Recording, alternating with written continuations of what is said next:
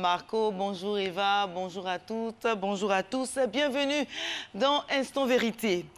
Le circuit légal du médicament, industriel grossiste, grossiste officine, officine client. Toute commercialisation pharmaceutique en dehors de ce cadre relève d'un circuit illicite. Les médicaments d'un tel circuit sont des médicaments de la rue. La Côte d'Ivoire n'échappe pas à ce trafic illégal de médicaments. Sur toute l'étendue du territoire national, dans les gares routières, se vendent les médicaments de la rue. Pourquoi la persistance d'un tel fléau malgré les campagnes de sensibilisation? Quel est le réseau qui se cache derrière ce commerce illégal de médicaments en Côte d'Ivoire? Que fait exactement le COTRAMED, le Comité national de lutte contre le trafic illicite et la contrefaçon des médicaments? Mesdames et messieurs, ces questions trouveront sûrement leur réponse dans Instant Vérité. Et aujourd'hui, pour vous, je reçois sur ce plateau Monsieur Benjamin Nambala, médecin, commissaire, divisionnaire de police. Il est le président du COTRAMED, Comité national de lutte contre le trafic illicite et la contrefaçon des médicaments. Bonjour, messieurs. Bonjour.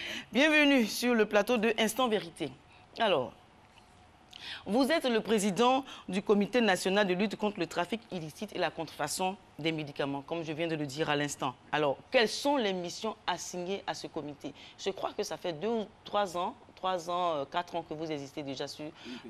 voilà. On a été installé en 2014. Le comité a été créé en 2013, on a été installé en 2014. Et la mission principale que nous avons, c'est de lutter effectivement contre ce trafic illicite-là. D'accord. Votre mission, c'est de lutter essentiellement contre ce trafic illicite. Alors, dites-moi, pourquoi les médicaments sont dans la rue? Ah oui, les médicaments sont dans la rue parce qu'il y en a qui gagnent pour leur compte. Il y en a qui en font un commerce. Et comme c'est un commerce qui leur apporte beaucoup d'argent, ça les intéresse de le faire. Mais les médicaments aussi sont dans la rue parce que la population estime que dans les pharmacies, les médicaments coûtent cher. Mais par rapport à ça, l'État de Côte d'Ivoire a quand même pris des mesures importantes. L'une des premières mesures, c'est la politique des médicaments génériques qui a été mise sur place. Et puis, l'autre aussi mesure que l'État a prise par rapport à ces médicaments, c'est de faire baisser les coûts au sein des hôpitaux publics. Et donc, aujourd'hui, on ne peut pas évoquer le prix, le coût des médicaments comme un facteur. Il y a aussi le fait que l'État ait demandé aux pharmacies de procéder au déconditionnement des médicaments. Et ça, c'est important. Avant, on achetait des boîtes entières et aujourd'hui, on peut acheter des médicaments en détail, au détail en pharmacie. Et ça, c'est important. Alors, malgré toutes ces mesures de l'État, les médicaments continuent d'être vendus.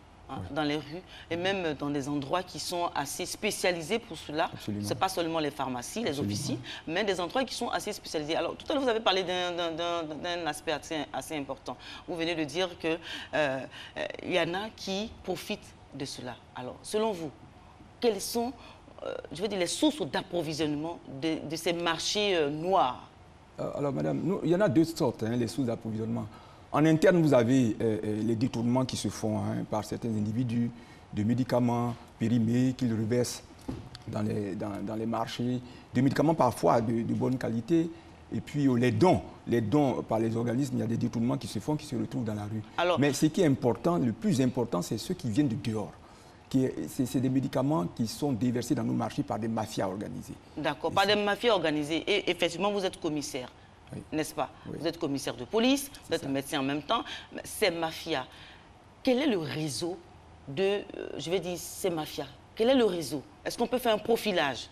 Bon, enfin, nous avons connaissance de certains pays limitrophes qui abritent ces mafias-là. Et donc, c'est pour ça qu'il est important aujourd'hui d'aller à la Convention Médicrim. Et je pense que Madame le ministre de la Santé et de l'Hygiène publique travaille à cela. Oui, on va y arriver. Mais dites-nous, nous avons fait des recherches, nous savons qu'un médicament sur 3 est vendu dans la rue. Oui. C'est vraiment grave, Monsieur Nambala. Mais alors, la question qui vient, c'est seulement pourquoi vous avez connaissance de ces réseaux? Qu'est-ce qui est fait pour pouvoir freiner l'action de ce réseau-là? Qu'est-ce qui est fait à votre niveau? Vous êtes commissaire? Oui. Alors, non, avant d'arriver à ce que nous faisons, il faut dire que l'État a fait beaucoup. Parce qu'en fait, nous avons eu besoin de lois Le président a accepté de nous donner ces lois. J'en arrive, madame. S'il vous plaît, les lois, c'est vrai, c'est dans les assemblées, je vais dire, nationales, c'est dans les séances plénières. Oui, on parle de façon pratique sur le terrain. Sans les lois, vous ne pouvez pas réprimer, madame. Mais les lois sont là et les médicaments sont dans les rues. C'est ce que je vous dis, j'en viens. Ces lois étaient... Il faut montrer que l'État quand même a fait quelque chose. Parce que souvent, on dit que l'État n'a rien fait. L'État, il y a les lois qui ont été faites, effectivement, d'abord, un. Et de deux, il y a eu ensuite la création d'unités. On a demandé qu'on crée un certain nombre de structures pour lutter. Ces structures ont été mises en place. Maintenant, il s'agit, pour nous, les acteurs de terrain, de nous mettre ensemble pour lutter contre ces phénomènes-là. Qu'est-ce que vous faites, vous, les acteurs de terrain? Nous faisons ce que nous avons à faire. Nous luttons contre ces médicaments, nous faisons des saisies. Nous sommes sûrs que ce que nous savons, c'est que ces saisies ne vont pas arrêter le phénomène.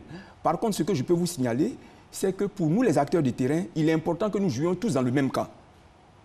Ça, c'est quelque chose d'important à signaler. C'est important, oui. Il faut que nous jouions tous dans le même camp. C'est-à-dire? C'est-à-dire que, évidemment, il y a des gens que nous pouvons prendre avec de grandes quantités de marchandises. S'il n'y a pas de complicité, ces gens-là ne peuvent pas avoir ces médicaments. Quels sont, enfin, je veux dire, qui sont les complices?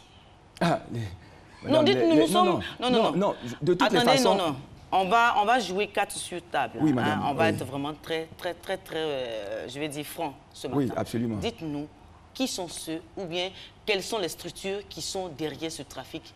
Mais, madame, nous les recherchons, ces complices, justement. Nous, le constat que nous faisons... Non, le constat... Vous avez une double casquette. Non, vous êtes commissaire de police. Mais en même justement... temps, vous êtes aussi le président du comité qui est chargé de lutter contre la commercialisation illicite des médicaments. Mais, madame, vous savez, moi, ce que nous disons... c'est qu'en principe, ces médicaments illicites ne doivent pas rentrer. Nous constatons qu'il y a des médicaments sur le territoire. Il y a forcément des complicités. Ça veut dire que chez vous, il y a des failles. Oui, il y a des complicités. Au niveau du Cotramed? Non, pas du Cotramed, mais je veux dire dans votre structure, peut-être dans la structure, je veux dire les actions concertées, il y a des failles. Vous savez, madame, il y a des brebis galeuses dans toutes les professions. On peut les trouver un peu partout. Moi, le problème, ce n'est pas ça. Le problème, nous allons les démasquer et puis nous allons prendre les mesures qui s'imposent. Ça, c'est important parce que si nous ne faisons pas ça, la lutte que nous menons va être vaine. D'accord. La lutte va être vaine, non, mais elle ne le sera pas parce que vous avez